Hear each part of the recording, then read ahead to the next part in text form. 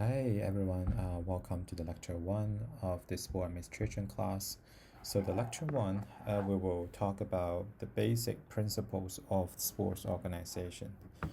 When we look at our today's agenda, we're going to talk about three different topics. The first one, we're going to introduce what the sports organization is, and also we're going to look at the A attributes. And then we're going to classify sports organization that based on the sources of fundings and the profit orientation. And the last parts of today's class, we're going to talk about four functions of the management. Before we start looking at the sports organization, I want you to go and look at this overview of the sports industries. So when we look at the overview of the sports industries, you find out in the sports industry, we basically have four main revenue sources, right? We generate revenues mainly from gate revenues, media rights, sponsorships, and merchandising. You look at the numbers in the last 10 years, and you find out gate revenues and media rights are basically the two main revenue sources, right? In the past, the gate revenues was actually the number one revenue sources in the sports industries, but starting in 2018, you find out media rights actually contribute more revenues than the gate revenues we generated in the sports industries, right? So in addition to the gate revenue and media rights, the sponsorships and merchandise products also play a very important roles in today's sports wars. As we look at sports industries, people say, I want to find a job in sports industries.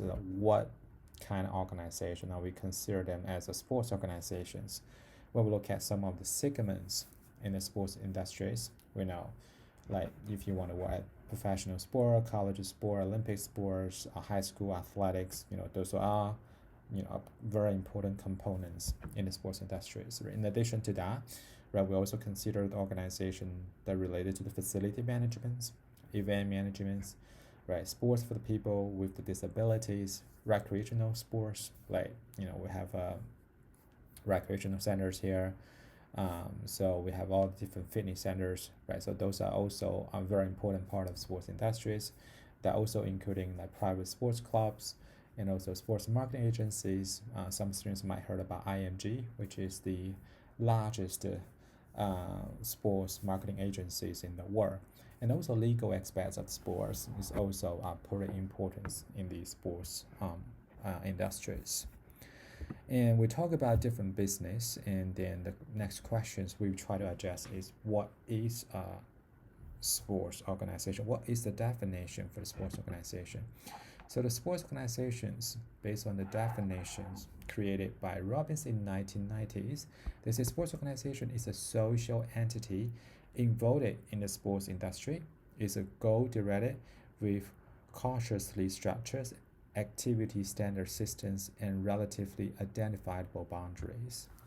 Right, this definition is no long, but every keyword that include in these definitions have a very specific meanings. So further things, sports organization need to be a social entity. So what is a social entity? So social entity is just like organization, just like a small business, sports society. So sports organizations are composed of people and group of people who interact with each other to perform those functions essential to the organization. So this is a social entity. Just like any other business, so all the business we are goal oriented, goal directed. We have to develop very clear goal. We know what we want to achieve in the next year. So this is something we will have to do. So goal direct us to make right decisions. Right. So majority of the sports organization we talk about they are cautiously structured activity standard systems. So have different types of sports organization existing in the sports industries. Right. They also have relatively identifiable boundaries, so they separate themselves from the others. Right. When we look at this definition, what we talk about is the social identity involved in the sports industries. So how can we explain these involvements in the sports industries? So we can classify them into three different parts. Right. Some business that involve in the productions, like sports products like Nike, Adidas, Under Armour. So they produce sports related product that we are using on a daily basis. right? So those company we consider them as sports organization. We also have some of the organization get involved with promotions, right? So promotion organizations like sports media like ESPN, or Fox Sports, like those sports media channel that we are mainly used to consume sports products, and also including Sports Illustrators, those magazines or those publications that we're able to consume sports products, and also including a lot of websites, currently live stream platforms, where we're consuming sports products. So those company we think that involved in the sports industry. The third type of business is called they provide sports service. So those including like sports marketing agency, as we mentioned previously, IMG, right? They're not producing sports product, and sometimes they organize sports events, but their main thing is they provide sports related services, right? So for instance, a company like Coca-Cola would not consider Coca-Cola as a sports company, right? Because Coca-Cola is not producing sports products and also not using sports promotions. However, Coca-Cola maybe want to endorse a particular athletes and use athletes to promote themselves. So they get involved with some of the sports service. So at this time, so they will have to go and look for marketing agency and help them to identify the suitable athlete they can represent this product and deliver correct messages to the audiences. So this is about sports organizations. We have tons of different types of sports organizations, but we can classify them based on two different criteria. First one is source of the fundings. So based on source of funding, we have three types of organization: public, private, and third sectors organization. So the public organization are those federal, state government agency, local government department responsible for delivering the recreation and sports programs. So most of these organizations, their main funding sources, are from the different levels of the government agencies. The examples, like we have a lot of park and recreations, like Oxford Community Park, for instance, right? The main resources are coming from the Oxford local governments, like Cincinnati Sports Commissioner. So yeah, the main revenue sources and main funding sources are coming from Cincinnati governments, local governments, right? So those are public organizations. Their main sources, funding sources, are coming from the governments. So for this public organization, their main role is not to maximize the revenue generation. Instead, their main role is to provide services, right? So these are public organizations. We also have a lot of private organizations. So based on their funding sources, the private organization that depends on the private contributions and capital investments for their operations and their survival. A lot of example in the private organizations like professional sports clubs, right? Those are private golf clubs, right? So those are private organizations. And we also have the third sector organization also become pretty popular. So those are the partnership collaborations between traditional private and public sector organizations. So one of the examples for that is like university athletic department. So we know we have public university, we have private universities. I understand there that public organization, private organization, right? But for the athletic department, so their funding sources is the majority of them are financed by student fee, approved by university senators. So they has been considered third sectors organization because their funding sources are not mainly coming from the government, not mainly coming from the private organizations, right? They're coming from really different resources. So we consider them as the third sectors organizations. And this is we classify organization based on the sources of the fundings. But when we classify the organization based on profit orientation, we can classify this organization into two types. One is a non-profit organization, sometimes we call not-for-profit organization. And the second one is called for-profit organization, or we call commercial organization.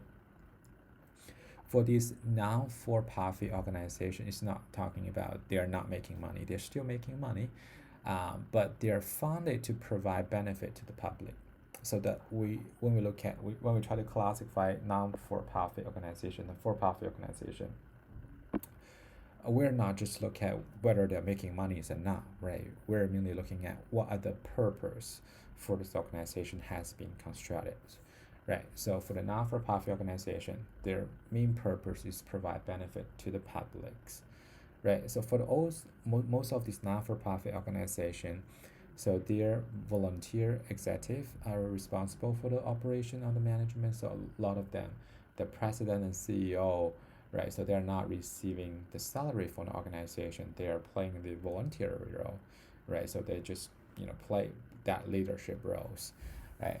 So and also another big benefit for a lot of organizations would like to classify themselves as a non-for-profit organization is they do have some tax benefit, right? Possibly they can enjoy some possibly state tax benefits, federal tax benefits. So those are the non-for-profit organization. So the example for the non-for-profit organization in the sports industry, all those like educational, scientifics, and charities, right? So a lot of organization has classified as a non-for-profit organization. One of the examples is USOPC, is the United States Olympic and Paralympic Committee, right? So they are non-for-profit organization. NCAA, right? These also are non-for-profit organization. So the main purpose for them is to provide service instead of making revenues, right?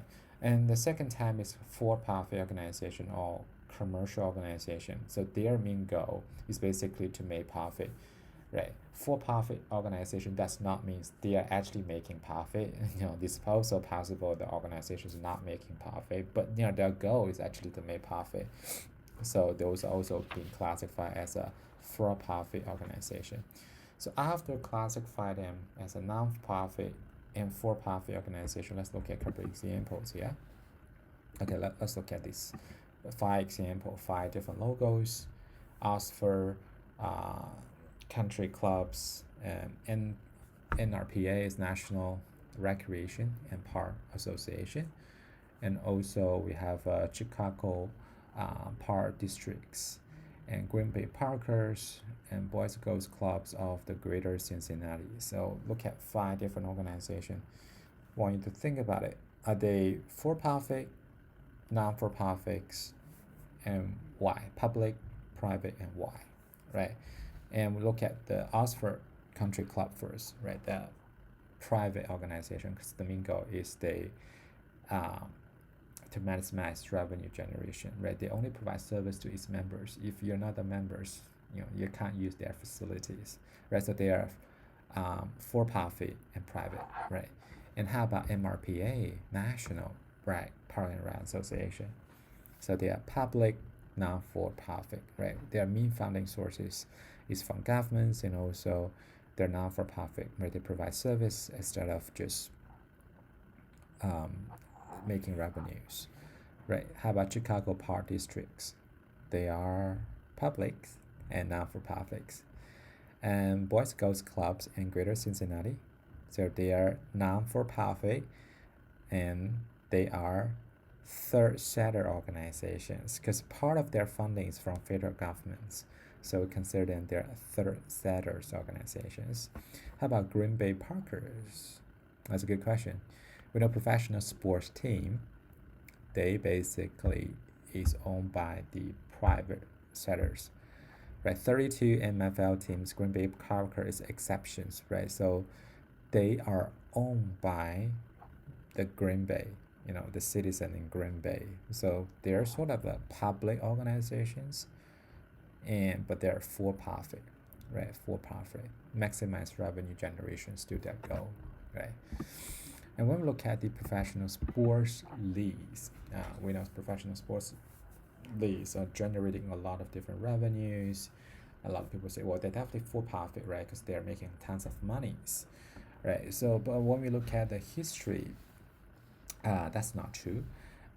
So currently, like, let's say PGA Tour, and NHL, they're still like a non-for-profit organizations, right?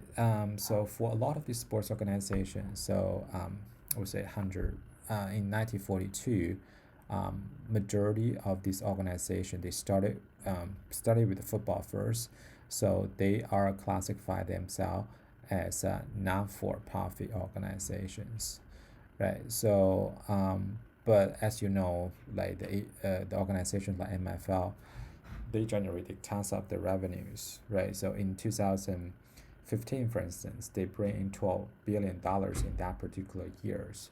So there's a lot of criticism to the organizations like MFL. They're making tons of money, but they classify themselves as a non-for-profit organizations, right? So in the 2015, MFL decided to give up its step as a non-for-profit organization, and it became for-profit organizations. For the MLB, they gave up is a non-for-profit organization steps in 2007. For the NBA, he has never been identified as a non-for-profit organization. So since it was established, the NBA for the whole time is for-profit organization. And NHL until today, they're still being claimed as a non-for-profit organization, right? So this is how professionally classify themselves as a for-profit and non-for-profit. Now here I'll give you a question. So why the MFL or MLB they want to give up their step as a non-for-profit organization? What are the benefit could they get? We talk about to become a non-for-profit organization. One of the big benefit is you can really save a lot of money for not paying tax, right?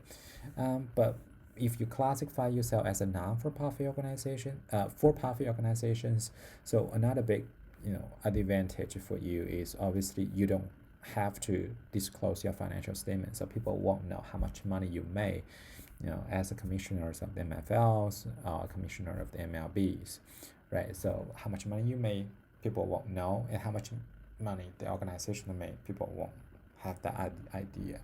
So that's actually a good things, right? So the second thing might help with image because general public's perception. So professional sports team they're making tons of monies, so that's no point for them to classify themselves as a non-for-profit organization. So it could be pretty beneficial for their image, right? They also will help them to negotiate with the other star players.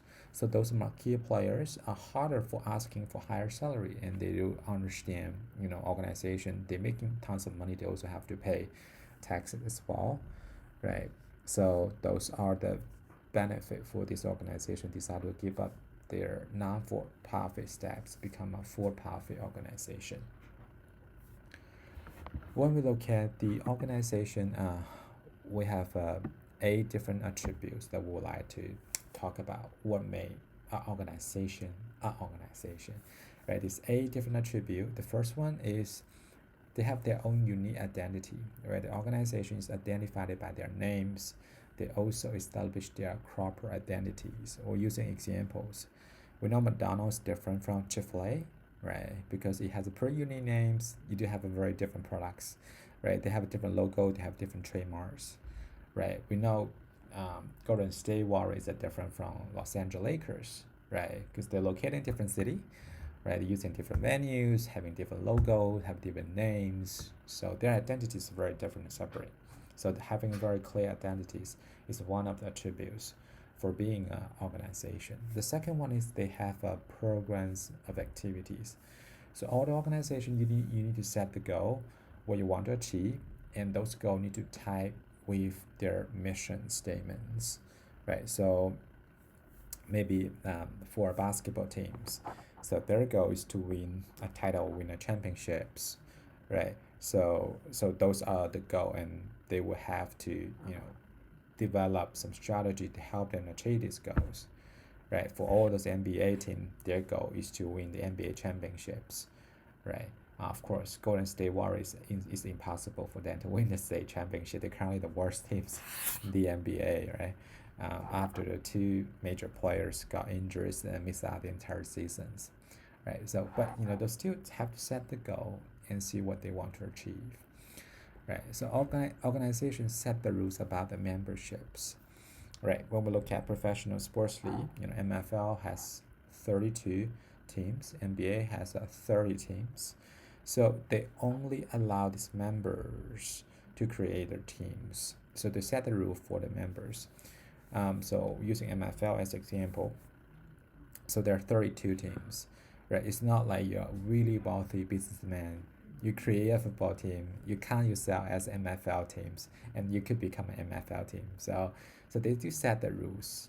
They need to go through negotiations within the other 32 owner to see whether they were happy to have another teams and not in a new location, right? So they set the rule about this.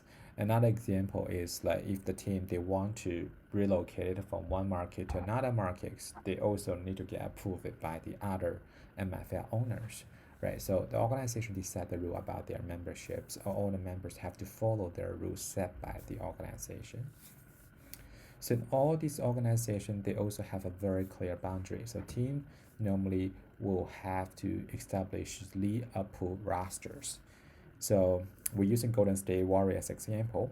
So Stephen Curry, Klay Thompsons are currently still playing for Warriors, right? But Kevin Durant is no longer associated with the teams, right? He associated with the team for 2 seasons, but he left after last year's, and so he's no longer associated with the teams. So all the team have very clear boundaries, right? So all the players belong to particular teams. The players can't belong to two different teams at the same times. Okay. So other attributes for the organization. So we say organization normally have relative permanency. Friends can come and go. Now, you have a good friends, and the friends have five if you say, hey, we're not friends anymore. But the organizations have certain of the permanencies, right? Employee can come and go, CEO can change all the time, player can come and go, but organization will be there for a very long period of time, right? They have relative permanency. The reason we say the relative impermanency is in professional sports in the US, they allow the team to relocate from one market to another market, right? So it would say team had a relative permanency, but player may not have their relative permanencies. And then the other attributes for the organization is they have a division of labor. So tasks are determined, people are assigned to the task. Right, we have so many people work for the organization. Everyone have a very clear idea what their daily duties is. So they have to complete their daily task in order to fulfill their job requirements. So this is a division of labor. Everyone have a very clear understanding what they need to do, right? So they also have hierarchies of authorities, which means the people higher ups are responsible for the action of the people below him or her. So everyone within the organization, they all have their positions. Some people are manager, some people are director. No, we're using university as example, right? We have a president, we have provost, we have deans. We also have department chair, right? Department chair reported to the dean, right? Dean reported to the provost, right? So provost obviously have greater powers over the deans and the department chair. So everyone have their really particular roles. Majority of the organization have a very hierarchical structures, right? And the last but not the least is organization will have a formal rules and procedures, right? We all have rules and procedure and policy that can help us to make decision quicker, adjust some of the issues. We're using one example in sports. So if I'm gonna buy tickets, I will ask for the refund, right? So I can refund the ticket. I possibly can refund the tickets for tomorrow's games, right? I possibly cannot refund the ticket from last week's game because the game is already over. Although I missed the game because of my job duty or some other things, I cannot ask for the refund, right? So you need to have a refund policy. So just one of the example, how we're gonna do adjust these issues. So if people are a customer asks for a refund, what's the procedures like? Do we have to get approved by the managers? What's the procedures like? So those rules and procedures are super important. They help the organization being well organized. Right, so this is 8 different attributes for the organization. For all the organization, we also have 4 different function of the management, which is the third topics of today's class. For the management, we say the 4 functions. We are planning, evaluating, we're organizing, and leading. right? The planning, right? Planning include identified organizational goal, determine the proper means by which to achieve these desired goals. The planning process is the first thing is we have to identify what we want to achieve as an organization, or maybe from the department's perspective, what we have to achieve as the departments, right? And then we're gonna develop a strategy to help us achieve this goal. So this is the planning process. Planning normally to deal with the strategy to minimize the impact for the unknown future. We also provide a tangible visions that shareholder can reference and follows. But the reason that we have a plan is give every employees and also stakeholders that associate with this organization have a very clear idea what direction this organization is heading to, right? The plannings including we have to go and create mission vision statements, we have to create goal objective, we have develop tactics or develop strategy, or we have to assign the roles of find people to perform their jobs, and also we have to evaluate whether we have achieved this goal and objective we create or not, right? So this is about the planning process. So next week, when we talk about how we can develop a strategic plan, we're going to talk about the planning process. That's our first function. Second function is organizing, is putting plan into action. We already have a plan, right? So we need to put the plan into actions. So we need to organize to say, hey, if a team want to win a state championship for this year, so we have the plan. We want to recruit these employees, and we want to recruit coaches. We want to dedicate resources and promoting the teams. So the organizing is like we put this plan into actions. So a lot of time we use an organizational chart, assign the people with the responsibilities based on the organizational chart, right? Organization chart is a diagram showing all the position and reporting relationship within the organizations. We're using EHS, our school as example. So School of Education, Health and Society. We have 5 different departments, right? Departments: health, educational leaderships, educational psychologists, family scientists, and social work and teacher educations, right? So we have this organization chart letting all the different departments have a clear understanding about the relationship. So they let the people know about the relationship.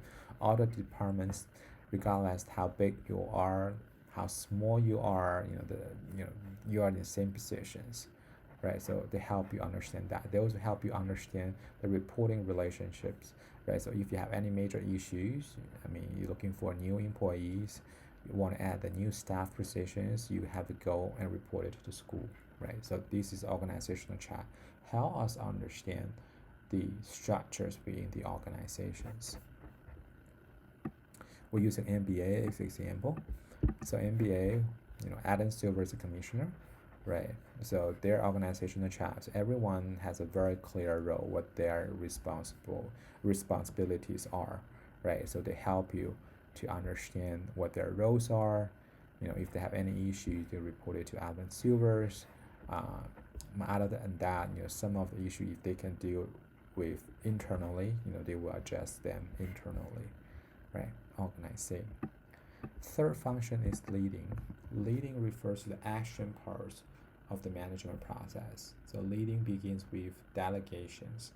Become a pretty good leader, the first thing you need to do, you need to know is you have to delegate a task to different people. And that involves assigning responsibility and accountability for the result of the employees. So you understand, you have 5 employees working with you directly. So for you as a leader, although you're so capable to do everything, but you're not gonna do everything by yourself. You can't finish everything by yourself, right? You have to assign the task to the right people to let them perform the job for you. And then this is how we build up a team, collaborate together to develop a teamwork. So for instance, when we're negotiating a contract for our clients, right? So there's some very difficult like legal issue you possibly don't really know. You're not a lawyer, so you possibly need to um, go and find like an internal lawyer to help you to work with that. You possibly have to assign this one to the legal department, let them go and review this contract, to help you identify some of the potential issue and risks associated with this contract, and they adjust later, right? So this is called delegation. Don't do everything by yourself. Assign the task to everyone and allow them to have the power to perform their jobs. So during this leading process or delegation process, effective communication is very important. You have to show you really respect your employees. Also, you have to managing differences. You ask two people to do the same job, and two people maybe you doing the same job very differently, right? So you have to understand the way they perform their jobs, right? So how you be able to assess the way they perform their jobs, managing differently. You also have to managing the changes. Organizations, we are facing all different types of changes all the time, internally, externally. Maybe we cut the budget from this year, so we can think about how we are able to manage this. Right? We handle the conflicts. People work on different issues. Might have some disagreement during their collaboration, so we need to go and handle the conflict, make sure everyone's happy about what they're doing, and also create a coherence cultures within the departments. So this is about leadings. The last in the list is evaluating. So evaluating include matching and ensuring the progress toward the organization objective. So people already perform their job. You really want to know whether they are doing a great job or not. So we have used evaluations, right? So evaluation, a lot of different approaches. You ask people to report, self-report, because you really don't know what they're doing by themselves, right? So you can do a self-report, but very important, you have to develop a performance standards. Let them know, hey, what is a good performance, what is moral performance, what is poor performance, right? You're gonna report, establish reporting systems. How you can get informed what they have been doing, and also design this reward system to acknowledge successful work. Someone did a pretty good jobs, so you will have to reward them for what they have done, so they will be motivated and become more productive in the future. This is about evaluating. Right, we talk about a lot of different things. Let's have a quick reviews here. What are 4 functions of the management? Now we just talk about it. Planning, organizing, leading, and evaluating. So which function refer to the action part of the management? Which functions is leading, right? So which of the following sports organizations are non-profit organizations at the moment? PGA Tour and NHL, right? Last, we're going to talk about some of the common issues in the sports organizations. When you're working in a sports organization, we have to deal with some issues. Those issues are very common, right? So there are 2 issues where I would like to talk about. The first one related to honesty, right? Honesty, they have 2 different particular meanings. The first meanings is we want to know whether the athletes are trying their really best during the competitions. So that's why a lot of sports organizations, they do have the rules related to match fixing, right?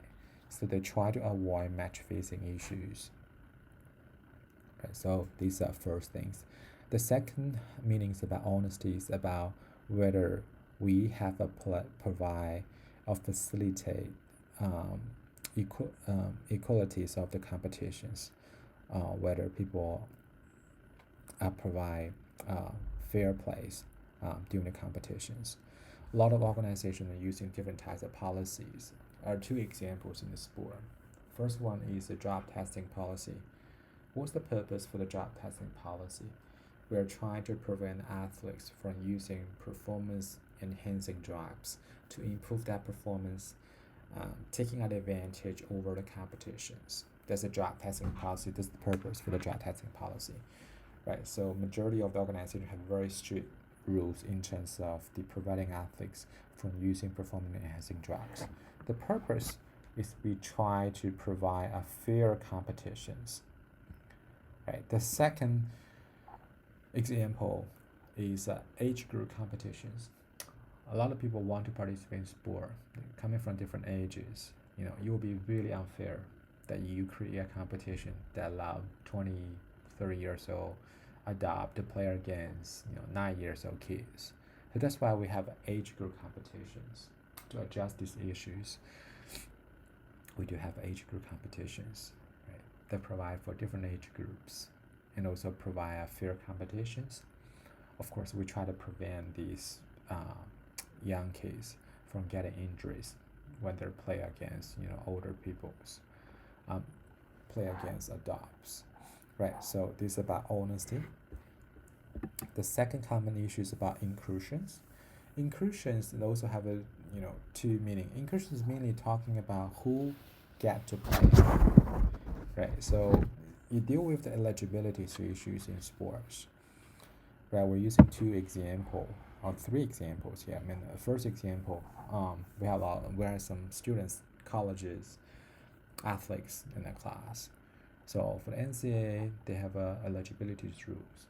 When you're playing sport in high school, they also have eligibility rules, right? It's not like you're so good in sport, then you can become colleges athletes, right? So you have to reach to certain GPA. So they require you to have a average GPA 2.0 in order to be eligible to play for next seasons.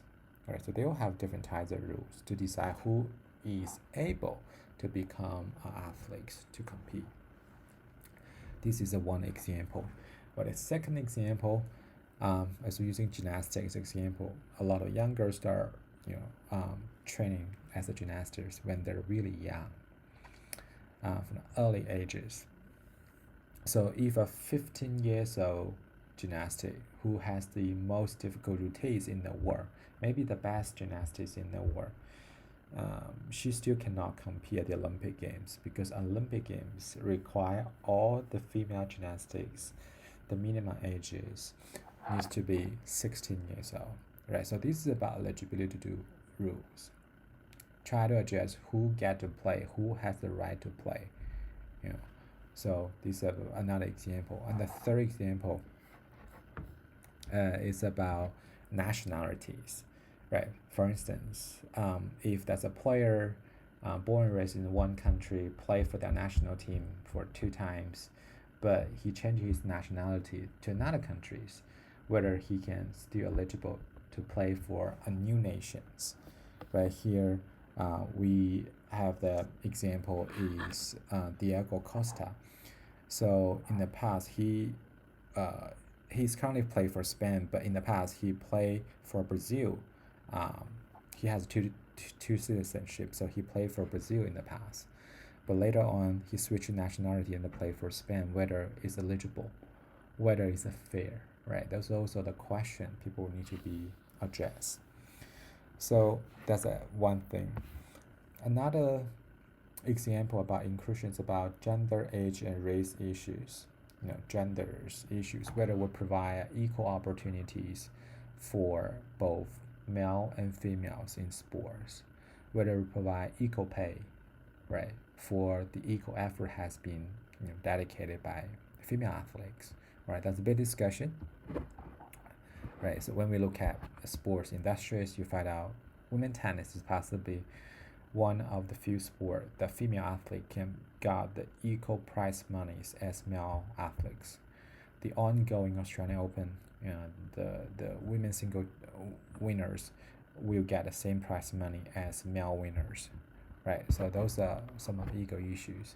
But in other sports, particularly in women's soccer, the U.S. women's soccer team dedicated efforts very hard and winning a lot of titles, World Cups, Olympic gold medals, right? But they're not being paid as the same as a U.S. men's soccer team. So there's also a big discussion about this, right? About age, right? We talk about it, and also race, and those issues are super common in sport. Right, and also you have to think about when you develop a policy in the future, how you will be able to, enhance the inclusions, include more people into the participation in sports and address some of the controversial issues. So this is the first chapters of today's class. So in the future, starting from next week, we're going to talk about 6 different topics. So next week, we're going to talk about strategic planning, and then we talk about organizational theory, talk about leadership, human resource management, budgeting, and the risk management. All right, that's it for today. I hope you enjoy these lectures. Please email me if you have any questions. All right, so let's talk about it next time. Bye.